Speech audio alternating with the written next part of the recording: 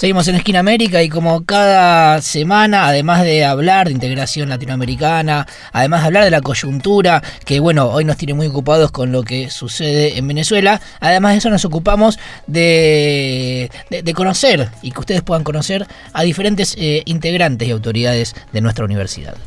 Así es, y en esta oportunidad, hoy jueves, conversamos con Diego Raus. Él es director de la licenciatura en Ciencia Política y Gobierno de nuestra universidad, profesor además titular de la Facultad de Ciencias Sociales de la Universidad de Buenos Aires, licenciado en Sociología y Ciencia Política. Bienvenido, Diego Raus, a Esquina América. Hola, ¿qué tal? ¿Cómo andan? ¿Qué dicen? Muy bien, gracias por acercarte hoy. La verdad es que lo decía Gerardo, creo es la primera vez que te recibimos en Esquina América, ¿verdad? En Esquina América, sí. Ay, bueno, qué gusto entonces. Esperemos que sea la primera de muchas. Y decía Gerardo, bueno, que nos encontramos en una semana convulsionada particularmente, aunque la región siempre tiene su convulsión y su movimiento, bueno, por la diversidad y la complejidad de nuestros países en sí mismos. Sin embargo, digo, entendiendo que la formación en nuestra universidad tiene una perspectiva latinoamericanista, integracionista, ¿no? Que se preocupa por los problemas nacionales también. Queríamos preguntarte cómo eso forma parte de la formación de estudiantes de grado en la carrera que dirigís. Uh-huh. Una sola cosita, ya que lo mencionaste en la introducción, esto de América Latina, ¿cómo es, no? Siempre cito una frase más o menos textual de Carlos Fuentes, el escritor mexicano, ¿no? Que decía que pocos lugares en el mundo tienen tanta creatividad, tanta capacidad para reaccionar como los latinoamericanos. ¿Y por qué? Porque vivimos siempre dando tantos saltos que para seguir adelante nos adaptamos, agarramos, inventamos, creamos, ¿no? Es una creatividad que viene precisamente de la inestabilidad y la emocionalidad de América Latina, ¿no? Bueno, pero yendo a lo que decías, sí, bueno, la carrera nuestra, Ciencia Política y Gobierno, que empezamos en el año 2000, la primera corte, ya en el 2016 modifiqué el plan de estudio, actualicé el plan de estudio, ¿no?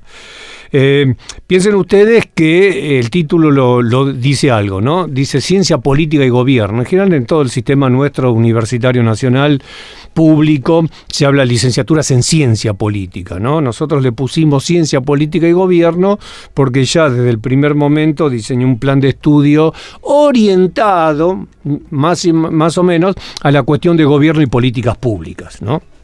Por eso la característica del título. Obviamente con todos los condimentos de la licenciatura en Ciencia Política, formación política, historia, teoría política, economía, derecho, etcétera, ¿no? Pero luego termina perfilándose hacia la cuestión institucional y de políticas públicas. Digo esto porque eso implica que gran parte, ¿no?, del contenido de la carrera, materias concretamente, se lo llevan materias que tienen que ver con la formación en políticas públicas, ¿no? Pero bueno, por supuesto, previamente está toda la formación que necesita la politología, tanto en política como en historia, como en derecho y en economía, ¿no? Y dentro de esos contenidos, obviamente, una importancia que le damos a la cuestión de América Latina en términos de política, ¿no?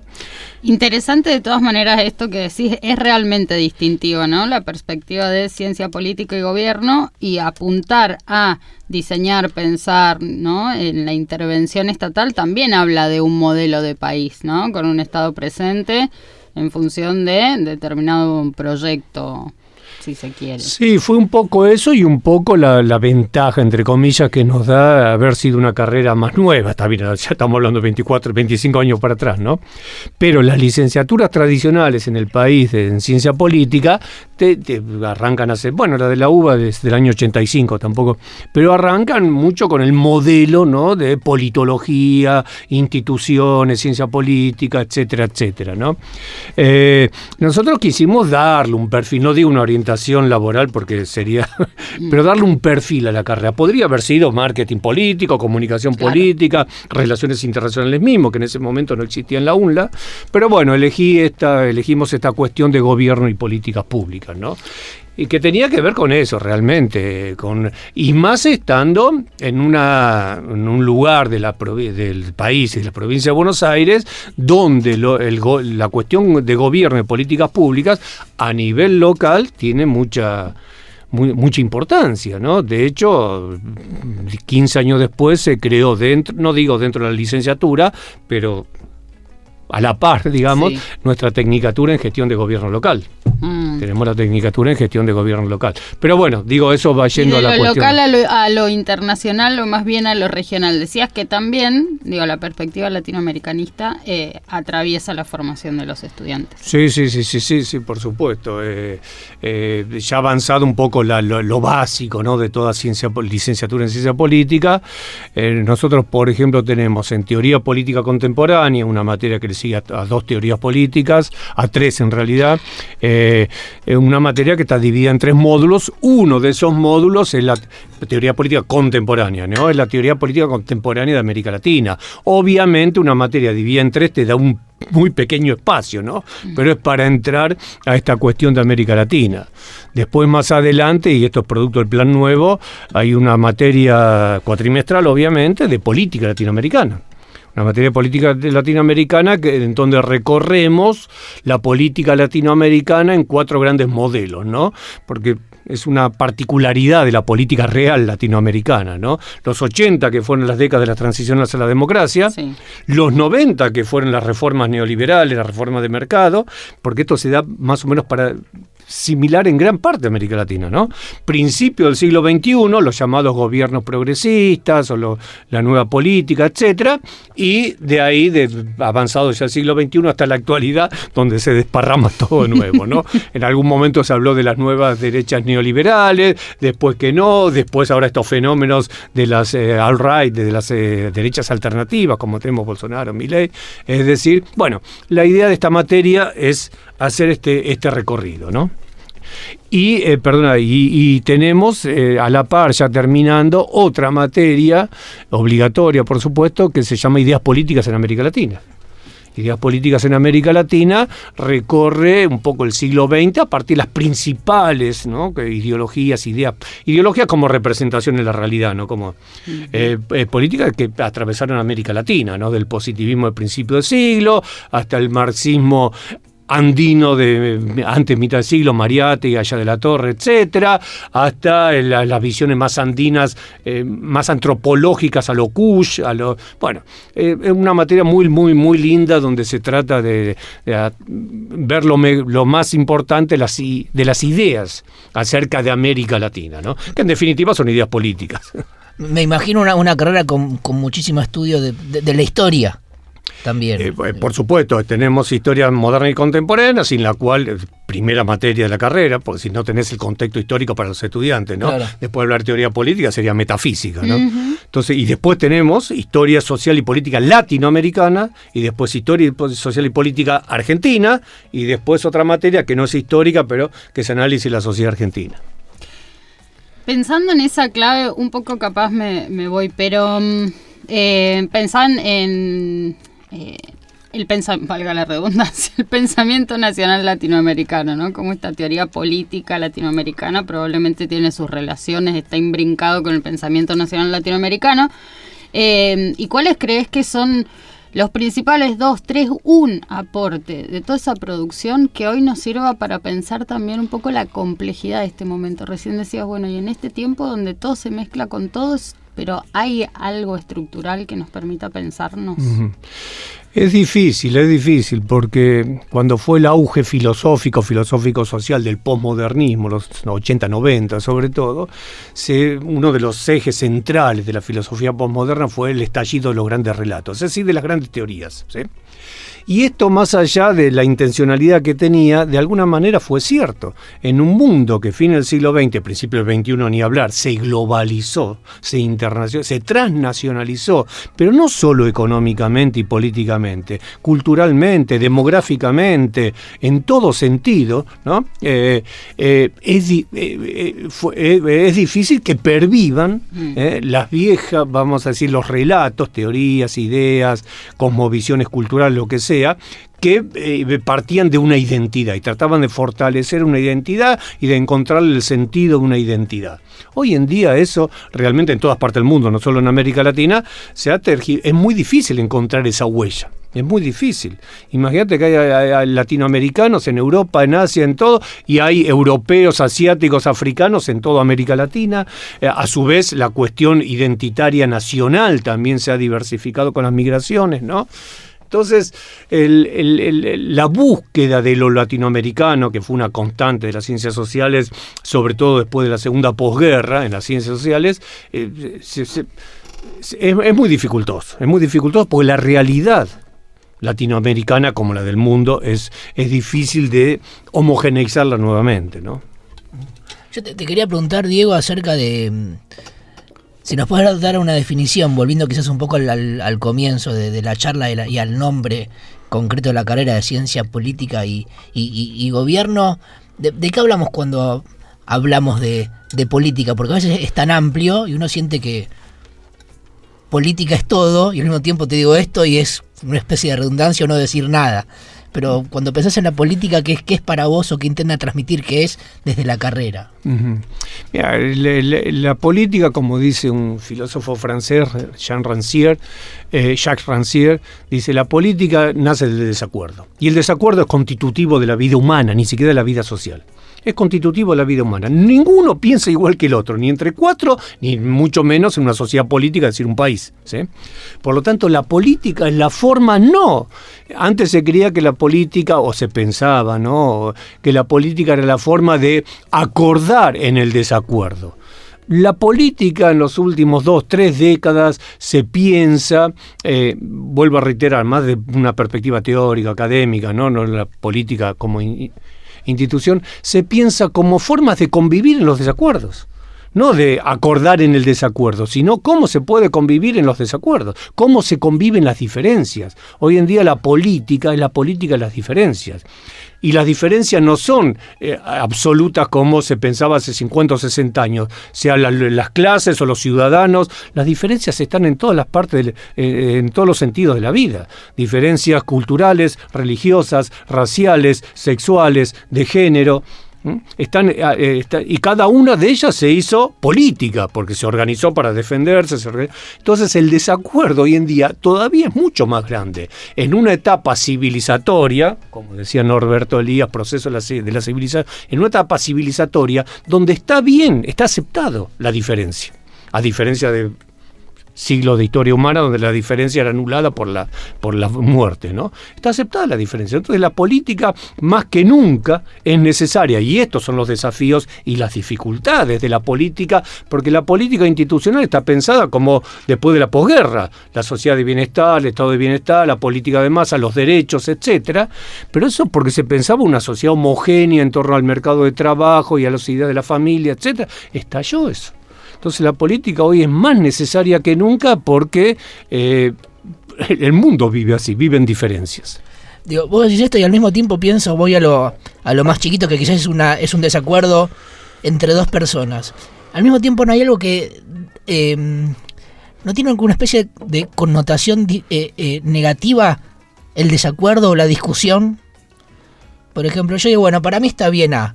Y eso es el que está enfrente le cuesta decir que no, que para él está bien B. ¿Qué pasa con eso? ¿De dónde viene esto negativo muchas veces de la discusión? Uh-huh. Si vivimos en desacuerdo. Uh-huh. No es negativo. Es difícil pensarlo en positivo o en negativo, excepto en términos morales. Y morales me refiero a lo que se entiende por moral en política. La capacidad de discernir entre lo que está bien y lo que está mal, lo que es justo y lo que es injusto, ¿sí? Si uno se para desde ese lado moral, ¿sí?, entonces la discusión es válida. Es simplemente yo no trato de convencer al otro, ni de anular al otro, trato de entenderlo, y para que podamos convivir.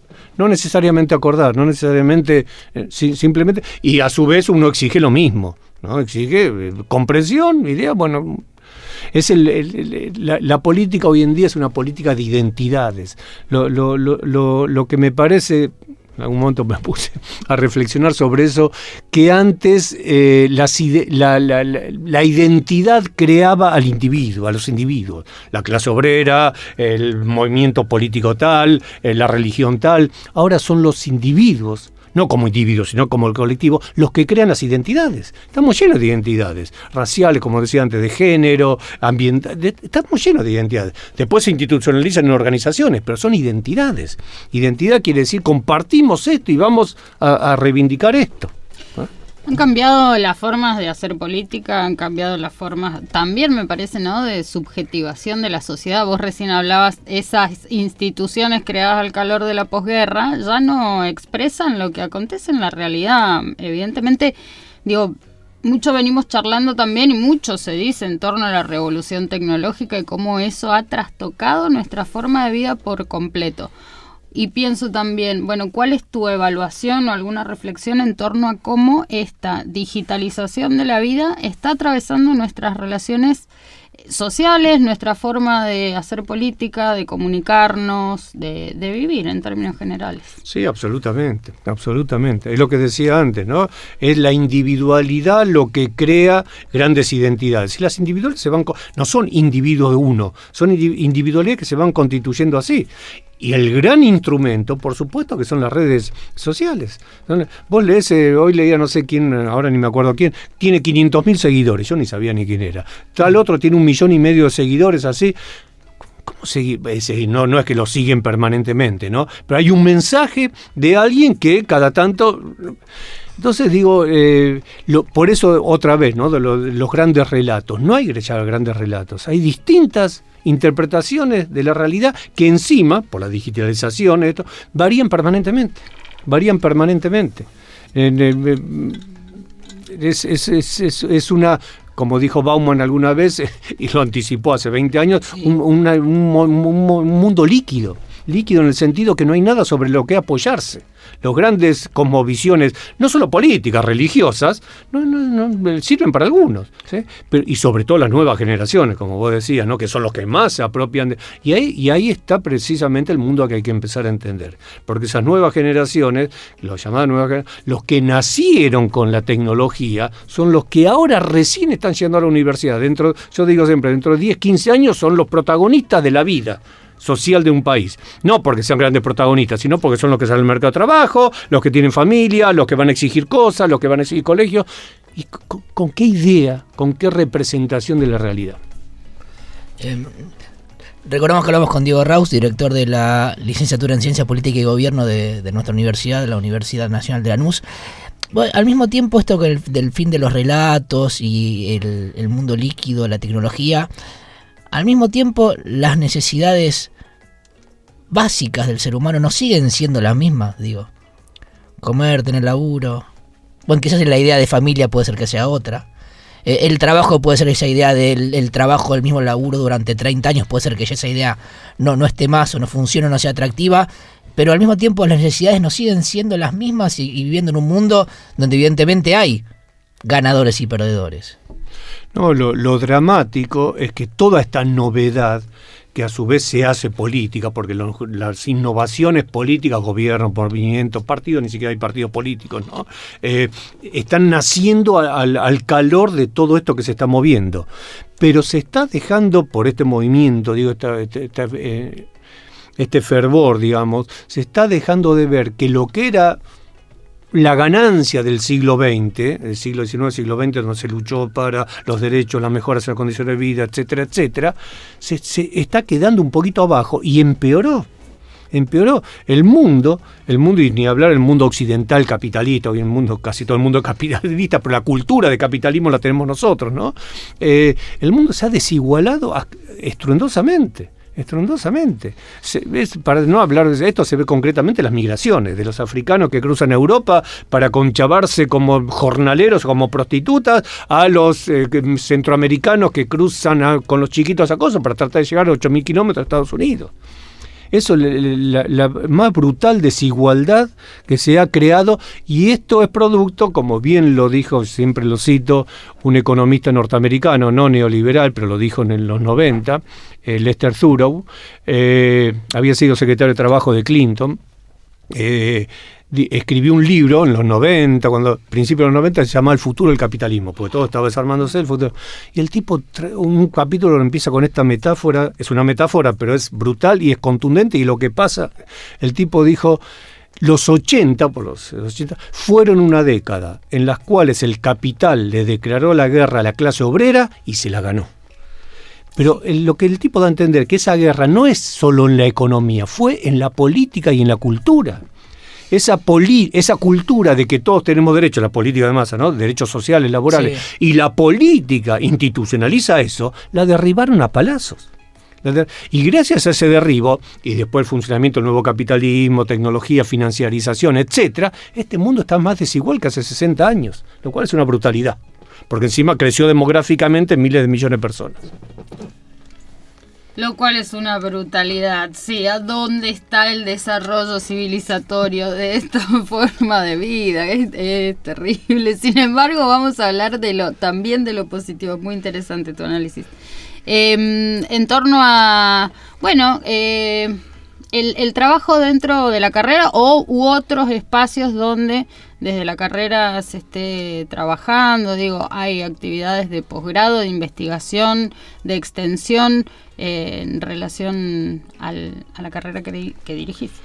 Sí, bueno, el posgrado hay en el departamento, en políticas públicas, está la especialización es nueva en pensamiento nacional y latinoamericano, ya que está ese seminario transversal, ¿no?, en la UNLA. Y referido a esto, recientemente creado el Centro de Estudios e Investigaciones en Estado y Políticas Públicas de nuestra carrera, en el ámbito de nuestra carrera, estamos desarrollando un par de trabajos, un par de áreas de trabajo, y una de ellas, que en un viejo proyecto alguna vez lo traté de hacer de la práctica preprofesionales, es montar un observatorio de política latinoamericana. ¿Sí? Es decir, muy, muy simple y concreto, es decir, seguir con estudiantes que con eso hacen parte de sus prácticas preprofesionales, seguir mes a mes lo más importante de la política latinoamericana y con eso hacer un boletín digital que vaya obviamente en la UNLA y a donde pueda ir, ¿no? Pero la política, como decíamos al principio, ¿no?, la política latinoamericana es tan fluida, ¿no?, y tan cambiante que amerita hacer aunque sea un boletín de carácter, informativo, no de grandes análisis, informativo, y donde pasa algo, seguirlo hasta ver hasta dónde llega, ¿no? Y bueno, ya que hablamos de política latinoamericana, esta semana están todos los ojos puestos en Venezuela después de las elecciones del último domingo. ¿Tenés una posición tomada de algo que te gustaría aclarar o decir o analizar al respecto? Sobre los comicios, el sistema electoral, también la tensión que está puesta en Venezuela, que no es casualidad, ¿no? En relación a los recursos naturales que tiene. Uno imagina que si hubiese habido elecciones en Perú o Paraguay no estaríamos con la misma tensión que la que hay hoy en día, por lo menos mediáticamente hablando, acerca de Venezuela. ¿Qué está pasando ahí? Primero diría que hay otra particularidad política en el mundo, en nuestro mundo, en nuestras políticas occidentales, en América Latina sobre todo, ¿no?, que es los antagonismos, ¿no? La política se ha transformado en antagónica, ¿no? Agonal, decía la Chloe Chantal Mouffe, ¿no? Antagónica, ¿no? Es decir, ya no es el desacuerdo, sino son posiciones tomadas muy fuertes. Eso implica un gran problema, a mi entender, y esto lo podemos ver cualquiera que anda hablando por ahí con su familia, con amigos. No digo imposibilidad, pero la rigidez del debate. La rigidez de la discusión, la rigidez del debate. Los debates no son para llegar a acuerdos comunes, pero son para intercambiar. Hoy en día prácticamente el debate se ha redigidado mucho porque las posiciones son muy fuertes y casi absolutas. Donde se empieza un debate, a los 10 minutos cada uno se cerró en lo suyo y se transforma en una discusión bastante, hasta a veces violenta, ¿no? Entonces en este caso, y bueno, lo conocemos en la política argentina, ¿no? Sí. Bueno, y imagínense en el tema Venezuela, en este caso, después de las elecciones del domingo, esto explotó. Entonces no hay debate, hay esto está bien, esto está mal, esto es un dictador, es la voluntad del pueblo. Es imposible el debate.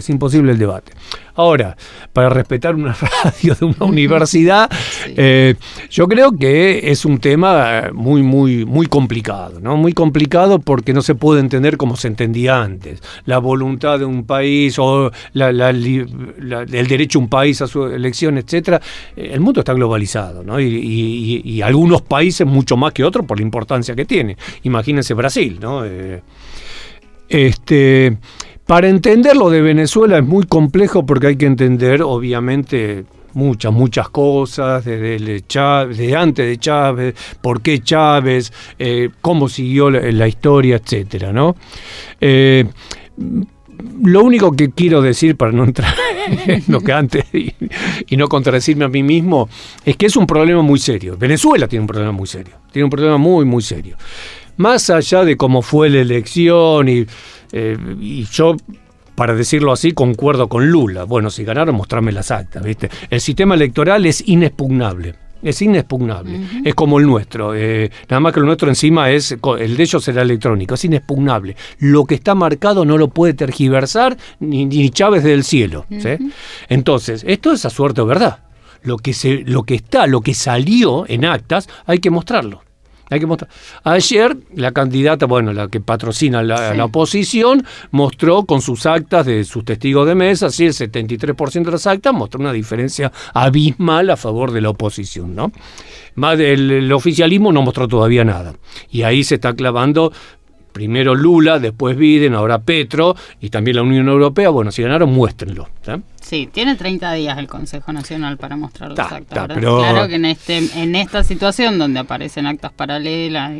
pero aparte, nosotros tuvimos una elección álgida, ¿no? No violenta, sí, pero álgida en diciembre, ¿no? Después de una primera vuelta, tuvimos una elección álgida. A las 10 de la noche tenían los resultados. A las 10 de la noche. Y el oficialismo dio los resultados para una victoria impensada de la oposición más brutal que tenía, que era Milei.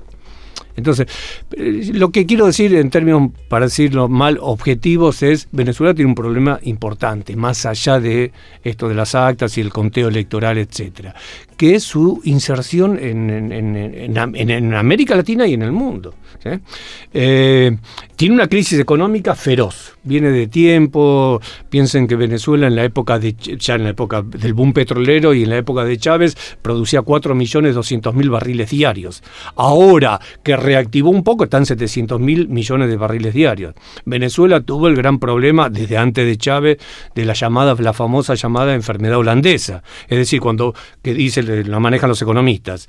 Es una metáfora que pasó en Holanda en algún momento, por eso la enfermedad holandesa, que dice que cuando vos de repente tenés algo que te da mucha plata, ¿qué haces? Vivís con esa plata.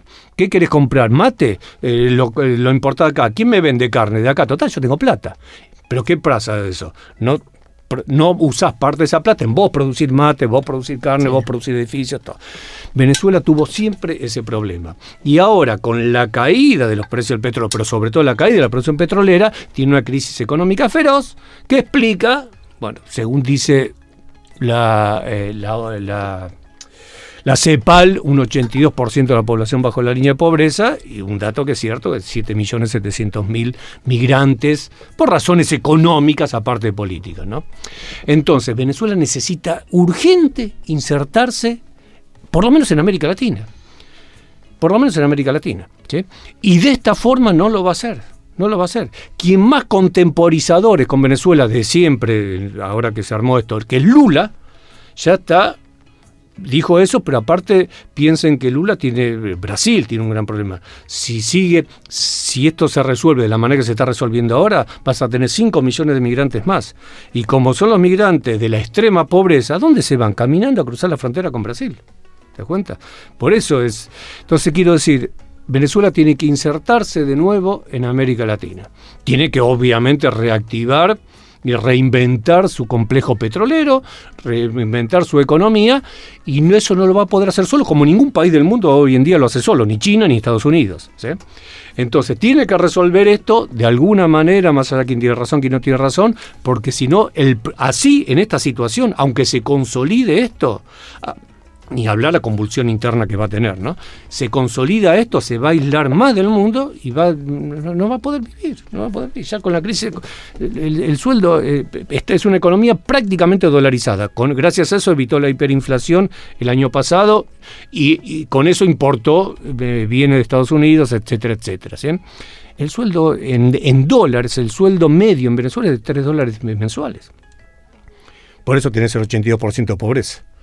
Entonces, en estas condiciones, y si se reproduce, si se cierra así como está, va a tener un problema más grave que perder las elecciones.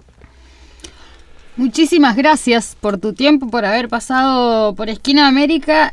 Diego Raus, director de la licenciatura en Ciencia Política y Gobierno de nuestra universidad, profesor además de esta casa de estudios de la Universidad de Buenos Aires, sociólogo y politólogo. Además, ha sido un placer escucharte, compartir estas reflexiones con vos y sobre todo quedamos atentas y atentos a poder después difundir el trabajo del Observatorio de Política Latinoamericana. Por supuesto, lo que vamos a necesitar es precisamente difundirlo, así que por todos los medios que tengan la ULA.